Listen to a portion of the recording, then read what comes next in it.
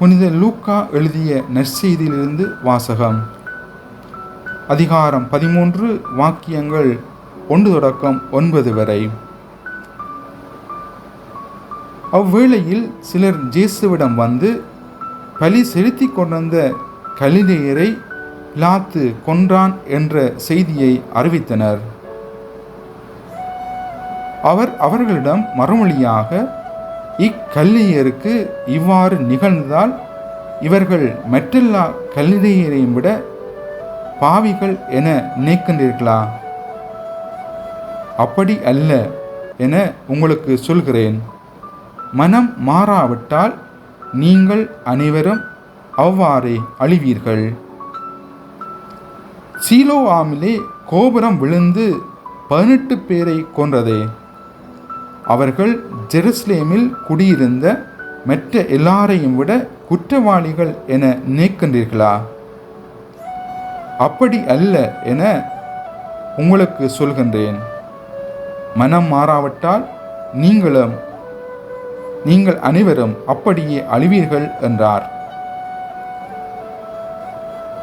மேலும் இயேசு இந்த உவமையை கூறினார். ஒருவர் தம் திராட்சை தோட்டத்தில் அத்திமரம் ஒன்றை நட்டு வைத்தார். அவர் வந்து அதில் கனியை தேடிய போது எதையும் காணவில்லை. எனவே அவர் தோட்ட தொழிலாளரிடம், பாரும், 3 ஆண்டுகளாக இந்த அத்திமரத்தில் கனியை தேடி வருகின்றேன், எதையும் காணவில்லை. ஆகவே இதை வெட்டிவிடும், இடத்தை ஏன் அடைத்து கொண்டிருக்க வேண்டும் என்றார். தொழிலாளர் மறுமொழியாக, ஐயா, இந்த ஆண்டும் இதை விட்டு வையும். நான் இதை சுற்றிலும் கொத்தி எருப்போடுவேன். அடுத்த ஆண்டு கனி கொடுத்தால் சரி, இல்லையானால் இதை வெட்டிவிடலாம் என்று அவரிடம் கூறினார். இது வாழ்தரும் இயேசு கிறிஸ்துவின் நற்செய்தி. கிறிஸ்துவே உமக்கு புகழ். இயேசு கிறிஸ்துவுக்குள் அன்மிக்க இறைமக்களே, நாம் தவக்காலத்தின் 3வது ஞாயிற்றுக்கிழமைக்குள் நுழைகின்றோம். இன்றைய நாளில் சொல்லப்படுகின்ற 3 வாசகங்களுமே மனமாற்றம் என்ற மைய கருத்திலேயே நம்மை சிந்திக்க அழைக்கின்றது. அதிலும் சிறப்பாக நாம் எவ்வாறு சிந்திக்க வேண்டும் என்றால், ஒரு மனிதனுடைய மனமாற்றமே அவர் சார்ந்துள்ள ஒட்டுமொத்த சமுதாயத்தையும் காப்பாற்றும் என்பதையே குறித்து நிற்கின்றது. அது எதுவாகவும் அமையலாம். நண்பரோ, உறவினரோ, குடும்பமோ, அவர் சந்திக்கும் எந்த மனிதரோ, அவருடைய மனமாற்றத்திலேயே தான் அவர்களும் வலியுறுத்தப்படுவார்கள் என்பதை உணர்ந்தவர்களாக நாம் நடக்க வேண்டும். நான் யார்? நான் எதை நோக்கி பயணிக்கின்றேன்? நான் யாருக்காக பயணிக்கின்றேன்? அந்த பாதை சரியானது தானா என்ற கேள்விகளையே நமக்கு நாம் கேட்டு பார்க்க வேண்டும். அவ்வாறு கேள்வி எழுப்பும் போதுதான் என்னை பற்றி நானே அறிந்து கொள்ளக்கூடிய விதமாக என்னில் உள்ள கரைகளை அகற்றி சரியான பாதையில் நடந்து சென்று உண்மையான மனமாற்றத்தை பெற்ற மனிதர்களாக நான் வாழ முடியும். நான் செய்த நன்மை சங்கிலித்தொடராக என்னில் சார்ந்துள்ள எல்லோருக்கும் கிடைப்பது போல, நான் செய்யும் தீமையும் என்னை சார்ந்தவரை அழித்துவிடும் என்பதை நினைவில் கொள்ள வேண்டும். இருள் நிறைந்த வாழ்விலிருந்து ஒளி நிறைந்த வாழ்வுக்குள் நுழைவதையும், தன்னலத்திலிருந்து பிற நலத்துக்கு கடந்து செல்வதையும் நாம் செய்யும் போதே மனமாற்றம் பெற்ற மக்களாக உருப்பெறுகின்றோம். என் அன்பு சகோதர சகோதரிகளே, ஒரு தனி மனிதனின் மனமாற்றமே உலகில் பெரும் சவால்களை வெற்றி கொள்ள வழி நடத்துகின்றது.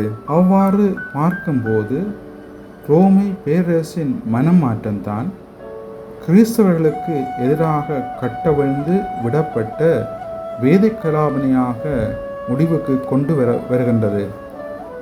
கிறிஸ்தவர்களை துன்புறுத்திய சவுலின் மனமாற்றம்தான் திரு அவையின் வளர்ச்சிக்கான வித்தாக அமைகின்றது.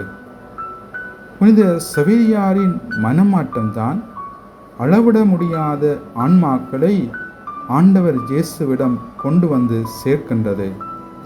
இப்படியாக தனி மனிதனிடம் ஏற்பட்ட மனமாற்றத்தையே நாம் சொல்லிக்கொண்டே போகலாம். இன்றைய முதல் வாசகத்தினை பார்க்கும்போது மோசேயின் மனமாற்றம், அந்த முட்செடி அனுபவம் அவரை முற்றிலும் மனம் மாற்றியது. பாஸ்கா என்ற கடத்தல் நிகழ்வை போலவே மோசே தன்னிலத்திலிருந்து பிற நிலத்துக்குள் மனமாற்றம் பெற்றவராக நுழைகின்றார். அவர் ஒருவரின் மனமாற்றம் எகிப்தில் அடிமை நிலையிலிருந்த ஒட்டுமொத்த மக்களை மனம் மாற்றியது. ஆனால் நாங்கள் மண்ணாசையும் பெண்ணாசையும் பதவி வெறியும் கொண்டு மனம் மாற விரும்பாமல் இரக்கமற்ற அரக்க மனம் கொண்ட மனிதர்களாக வாழ்வதனால் மனிதம் வீழ்ந்து கொண்டே செல்கிறது. பல போரால் உயிர்கள் அழிந்து போகின்றது. அவ்வாறு நாங்களும் மனம் மாற தயாரில்லை. ஆகவே நீங்கள் அனைவரும் மனம் மாறுங்கள். மனம் மாறாவிட்டால் நிலையான வாழ்வு பெற முடியாது. உங்களுள் ஒவ்வொருவரின் மனமாற்றம் உலகின் மிகப்பெரிய மாற்றத்தையும் சமாதானத்தையும் ஏற்படுத்தும். நல்ல பாதையிலே நேர்மையாளராக வாழ்ந்து சந்தர்ப்பங்களை சரியாக பயன்படுத்தி சாதனை படைப்போம். எம் ஒவ்வொருவரின் மனமாற்றம் மற்றவர்களையும் வாழ வைக்கும் என்ற கருத்தை மனதில் இருத்தியவர்களாக, மனமாற்றம் பெற்ற மனிதர்களாக தவக்காலத்திலே நல்ல செயல்களாய் புரிந்து பிறரை வாழ வைத்து பிறரின் நலனுக்காக கைகோர்த்து செல்வோம். ஆமேன்.